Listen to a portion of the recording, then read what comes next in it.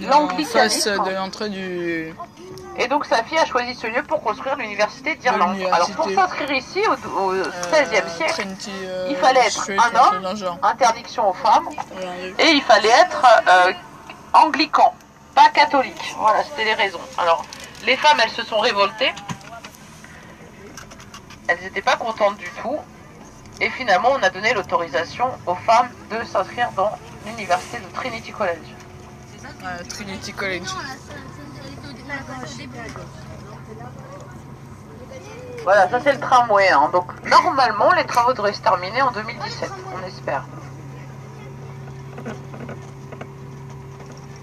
Stylé. C'est vraiment bien. Moi j'ai pas été aussi méchant. Moi pour les jeux du tracteur.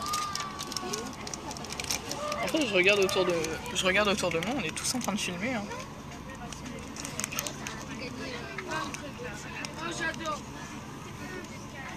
Alors, les principales matières de Trinity College à l'époque, c'était la théologie, la religion, les sciences, les mathématiques et la philosophie. Aujourd'hui, on y enseigne toutes les matières. Et d'ailleurs, il y a des projets, des échanges Erasmus, hein, peut-être dans 10 ans, si vous voulez venir ici. Ça se fait beaucoup. Hein. Vous êtes logés dans des petites chambres étudiantes et vous pouvez, ça vous permet voilà, d'apprendre l'anglais d'autant plus facilement que vous êtes vraiment sur place. Alors il y a toutes les matières, même la médecine qui est enseignée. Et la filière la plus élitiste, c'est le droit. Alors vous avez vu au Connell Suite, tout à l'heure, je crois, vous êtes passé par cette grande... Le portable est tombé, hein. Non. Ouais. Alors on la revoit ensemble. On a un homme qui marque le début de l'avenue qui s'appelle Daniel O'Connell. C'est le grand héros de l'indépendance irlandaise, hein, la statue qu'on voit noire juste devant nous. Alors le bus bleu peut-être cache. Et on a cette grande flèche, cette grande aiguille, vous l'avez vu ce matin. Alors il y a l'Irak qui a fait sauter une statue connue en 1966 pour célébrer les cinquantenaires d'une révolution de Pâques 1916 qui a eu lieu à Dublin. Les Irlandais ont essayé de se révolter en 1916, ils ont perdu. Donc les Anglais ont mis la main sur la répression.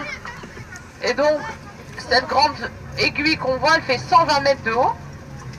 Et elle a été construite pour marquer le nouveau millénaire. Donc elle a été construite en fait en 2003. 120 mètres de haut, vous voyez cette grande aiguille qui s'élance dans le ciel. Alors on va vous montrer un tout petit peu les quais de la Liffey. Parce que je ne sais pas si vous irez si loin en bus.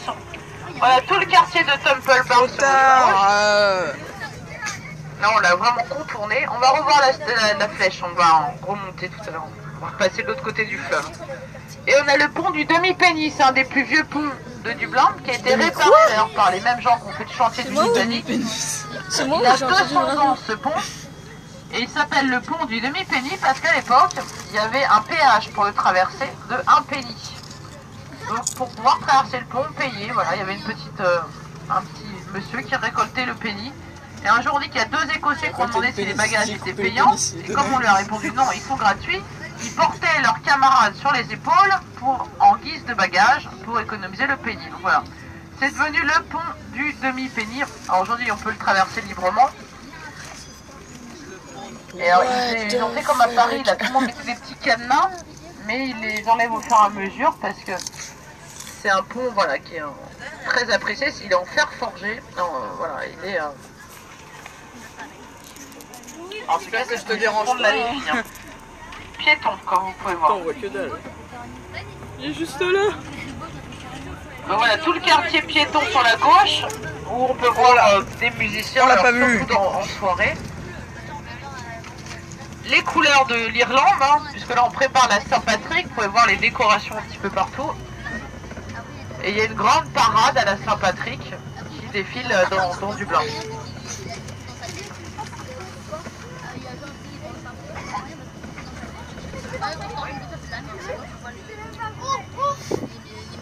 Alors Daniel O'Connell, l'homme, la statue qui est devant l'avenue qui porte son nom, hein, l'avenue la plus large d'Irlande, c'est le premier homme. Il faut savoir que les catholiques, pendant la domination anglaise, ils étaient discriminés. Hein, donc ils n'avaient pas le droit d'être députés, ils n'avaient pas le droit d'assister à des messes catholiques, c'était interdit. Il y avait toutes sortes de choses dont il n'avait pas le droit. Et Daniel O'Connell, il s'est quand même présenté aux élections pour devenir député. Et les Irlandais ont voté pour lui, bien qu'il soit catholique. Ayant voté pour lui, les Anglais ont eu peur et ont laissé Daniel O'Connell devenir député parce qu'on a eu peur d'une révolution hein, si on n'acceptait pas. Donc Daniel O'Connell, c'était historique, il est devenu le premier catholique à accéder à un poste de député en Irlande. Voilà. Et grâce à ce poste de député, il a fait voter l'acte d'émancipation des catholiques.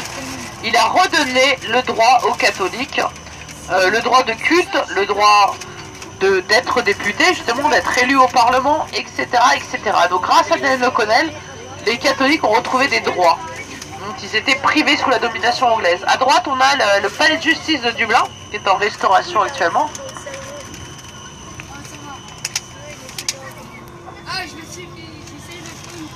J'ai presque plus de place.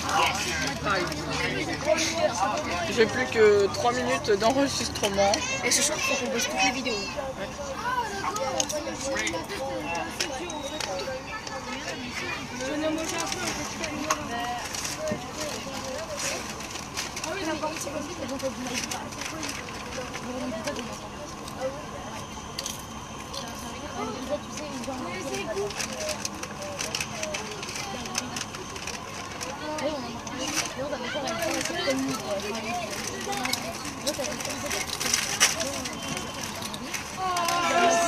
Alors on va vous montrer quand même voilà, l'entreprise la plus connue de Dublin qui est la brasserie Guinness, au moins que vous la voyez, parce que c'est une exportation très importante.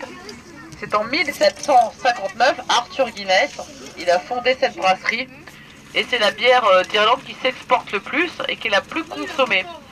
Vous verrez, voilà, c'est vraiment toute la bière Guinness qu'on trouve en France, d'ailleurs ça vient d'Irlande, il n'y a qu'une seule brasserie. On fait une petite pause. À l'époque, ils ont construit cette brasserie le long de la rivière.